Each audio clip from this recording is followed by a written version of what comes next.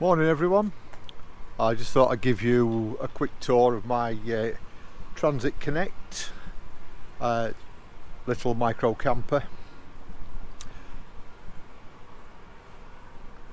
It's on a 54 plate and she's in fair nick for her age. It's just the standard Connect. It's not the long wheelbase or anything like that. Standard height, standard length. It's done 136,000 I think she's done now.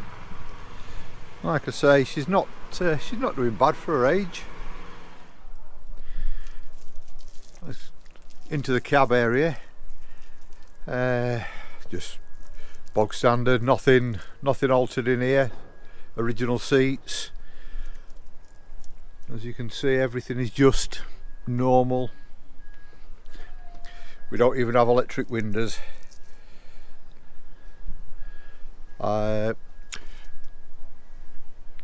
This is a little phone holder I had to make just for my mobile because I couldn't find anything to buy, so made one. Reversing camera, which I use constantly as a rear view mirror.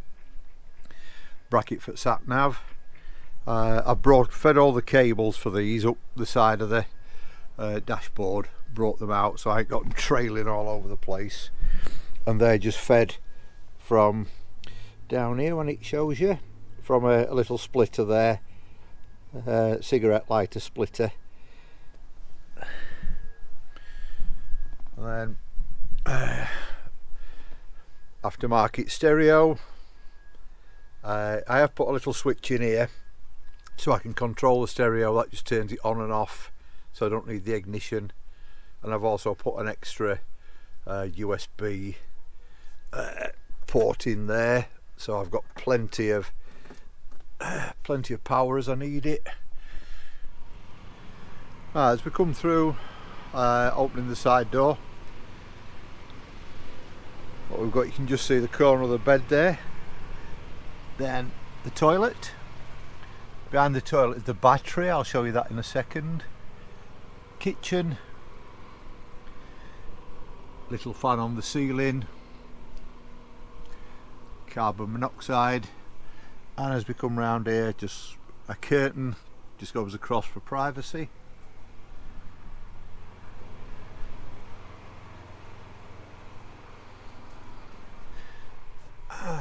We've got the Thetford porta potty, which is very handy. If I just move that out the way,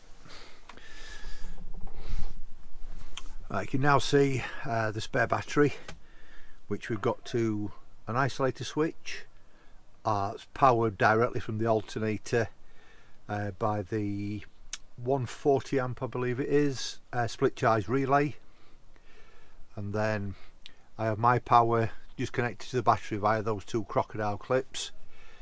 They connect under the sink to the fuse box. If I just pull this out the way, that's just a little extra chopping board I have, and that sits across the top of the sink when I'm not using the sink, so I can use that as worktop. I've got a power outlet and voltage meter there, so that gives me some points to charge up on. Oh, put that back, move the toilet if I can. Bit of a challenge one-handed. That just fits nicely in there. Oh, just in the corner of that was my pop-up washing up bowl. Got another USB port there with its own little on-off switch, so you don't see the light all the time. As I get myself in. Right, the sink. Bought that's a stainless steel mixing bowl off of Amazon. I think it was about £3. And then the plug, that's the same again, off Amazon. I think that was about £2.5. And just screwed them together, a bit of silicone, drilled the bottom of the bowl out, made myself a sink. Exactly the same thing on Amazon for a sink purpose made like that. I think it's about £35–40, so a good saving there. Couple of little shelves for storage. I love that noise. Haunted house. That just lifts up out of the way if I need a bit of extra space, or drops down and then continues my worktop over. Got the 2-burner camping gas stove, no grill to that, just the 2 burners, that's all. The tap, that's on its own micro switch, so as soon as you turn it on, the pump starts working. As near to above the cooker as I can get it, I've got a little extractor fan. Hopefully that's going to reduce the condensation. Must admit I've not actually tried it out. I've given it a little test, but not in the real world of cooking. Light there which is connected to the spare battery. This light is connected to the front, so that comes on automatically. Over this side we've got the bed. Now this is just 18mm MDF, holes drilled in for 2 purposes really: ventilation to stop the bed from sweating, and hopefully just get rid of a bit of weight. Not the lightest of stuff, MDF. As you can see, I've made it just on little legs, so I can slide these little trays underneath with various things in. And then the bed is in 2 parts, you can see there. So the top part lifts up, when I can get myself out, and then this seat folds flat out of the way. Then this part of the bed goes forward. That cover comes over to the front, that cushion, sorry, comes over to the front, and then I've got a full-size bed that allows me to get, surprisingly, a really comfy night's sleep. When I first tried it, I was very, very surprised actually. I thought it would be alright, but it was very, very comfortable. We've got a little bit of a curtain there, which obviously slides over on that little pole. That gives me my privacy for the night time. Right, the passenger seat from this side, all we do with that to get it out the way is just lift that. The back then, if I can show you, whoop, comes down, and no, can't do it one-handed. That's it. Folds down totally flat. So that gives me total access then. I can get, if I want to get anything in the back, I can just fetch it straight through, right to the dash.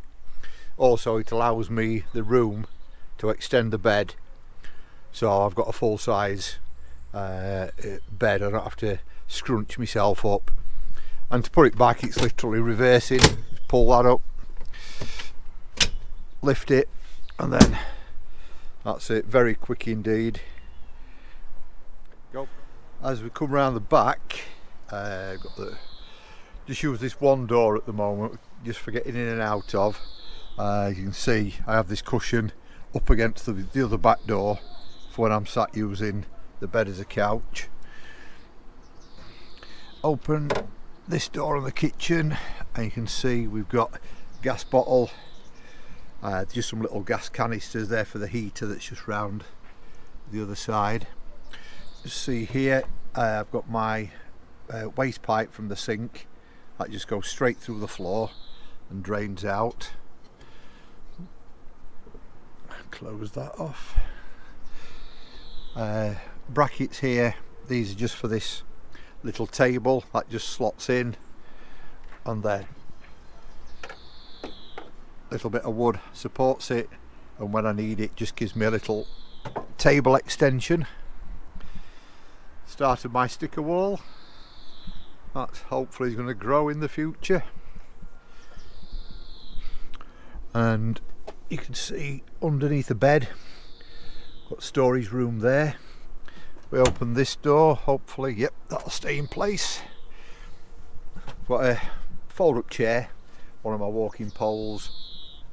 Like I said, there's ample room under there for storing bits and bats.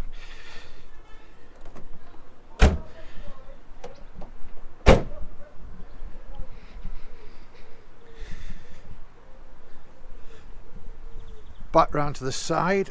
As you can see, this is where I keep my little heater, just a cheap little canister heater. Doesn't take long at all to warm this van up. Maximum I think I've had it running has been about 4 minutes, and it doesn't register at all on the carbon monoxide detector. Right, that's about it for this video, I think. Thanks for watching, everybody. If you enjoyed it or if you found it useful, or if you want to know anything else, just drop it in the comments. I'll try and answer any questions I can. Do give me a like and a subscribe if it's been enjoyable for you. Thanks a lot. We'll see you later.